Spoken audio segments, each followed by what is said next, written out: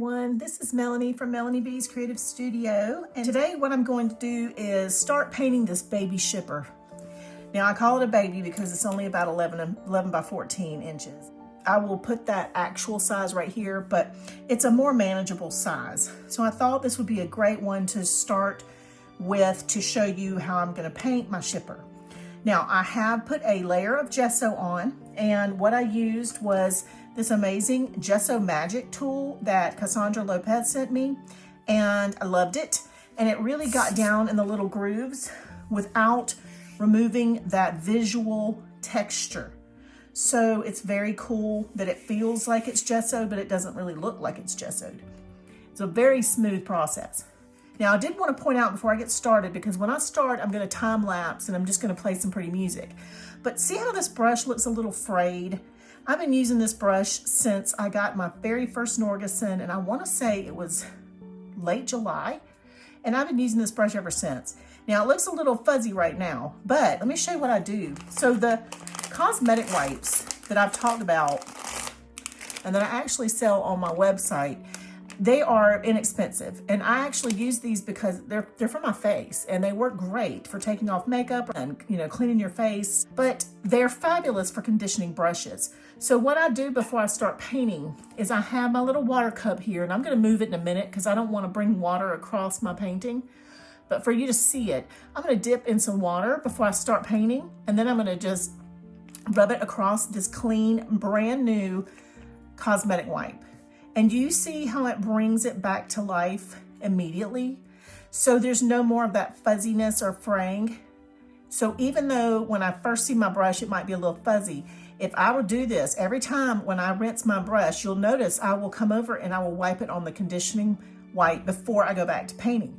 And it makes my paintbrushes stay in such beautiful shape. So this one, I usually have a little fraying on this one. This is a 3/0 or a 000 that I got from Anna Banana, and I use this one a lot. This one along with the 5/0, and so this one you can see has stayed in perfect condition. Now notice the paint on this brush, so you can tell I use this thing all the time, but look how nice that point is, and I haven't even run it across this wipe yet this morning. So I'm going to rinse my brush, and then I'm just going to take it and roll it and pull it across my cosmetic wipe. And that's going to get me back to a perfect point before I ever start. Now, when I come back tomorrow to this paintbrush, I will have done this before I put it away. So when I come back, the bristles might be stiff. So I might need to come over here and rinse it and pull it across to get the stiffening out of it.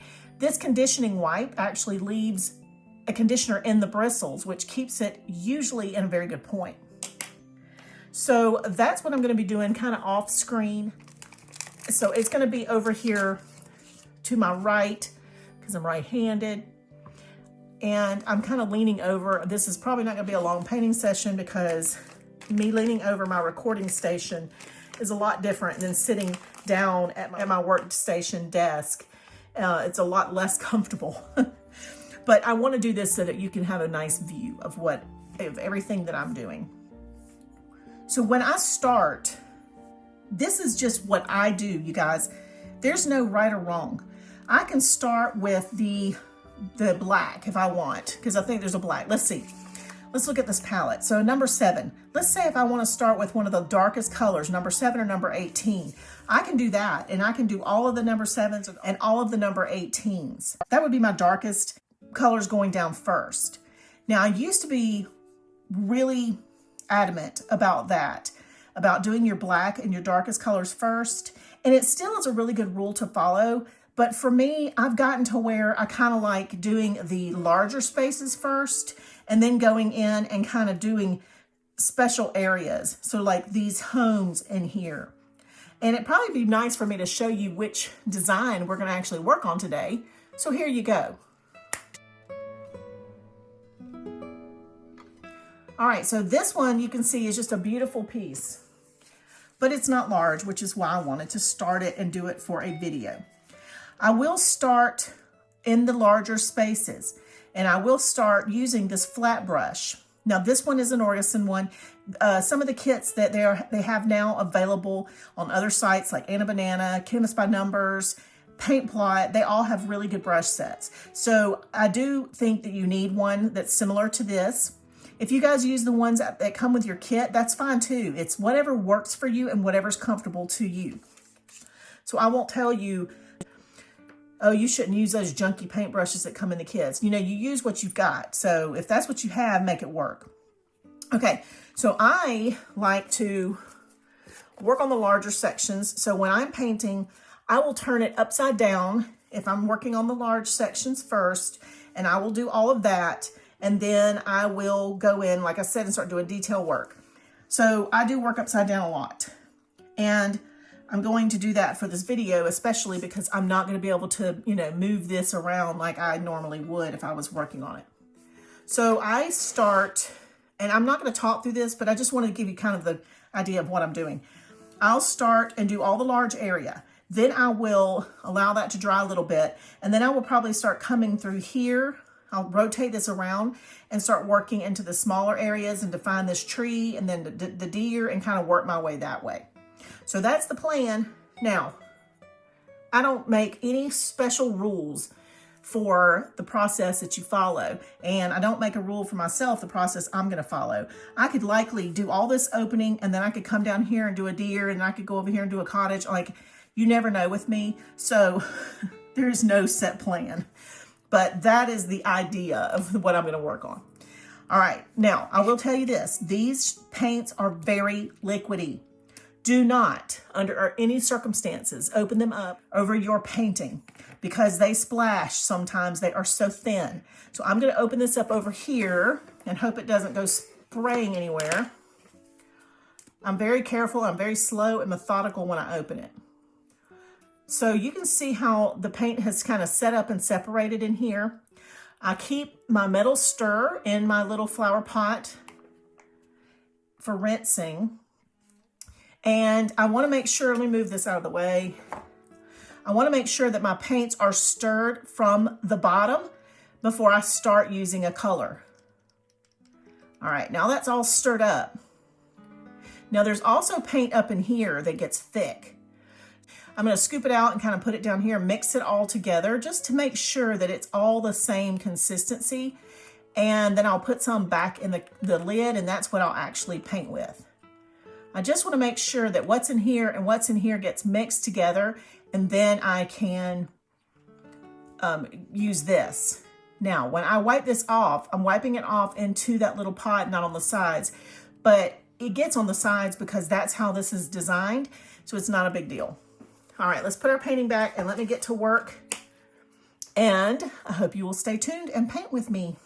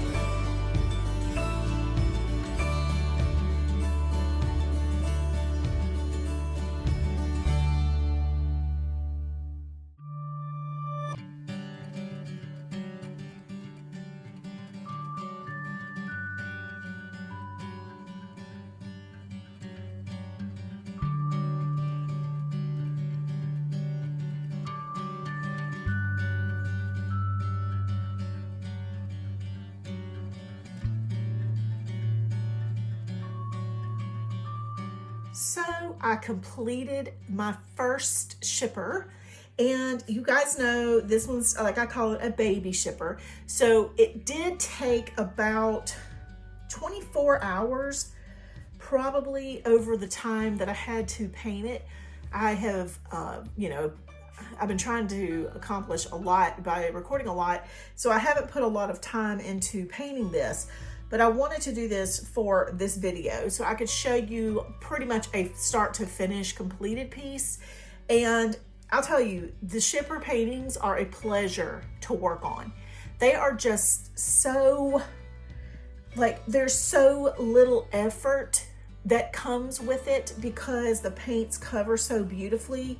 There's no over painting as far as, painting twice in one area. I did touch up a couple of places with that light yellow, and in other places it didn't even need it. So it was crazy to me that, I do test the paints first, and I was expecting to possibly have to do a little extra work on maybe some of the lighter ones, even though it showed they were all going to be opaque. Once you get it on a canvas, sometimes it'll be a little different, but it actually ended up being that every paint was opaque. So you might be wondering if I'm gonna blend any of this. And you guys, I'm not real sure, because when you look at a painting before you blend, you always need to put that painting up at a distance, and you look at it from about 3 feet back at a minimum. And if it looks good from that distance, then leave it alone and move on. Well, this one, the only thing I would possibly blend is this section in here. And I haven't decided if I'm gonna do that yet, but either way, I wanted to bring this to you, show you that I actually completed a project. I get that question a lot, and I don't want people thinking I'm making excuses, but I work about 60 hours on my video business. So between filling orders, keeping up with postings on, 7 social media accounts, recording, editing, just, typing up all the links and descriptions, working on the blog, designing and adding graphics, and I also have a home.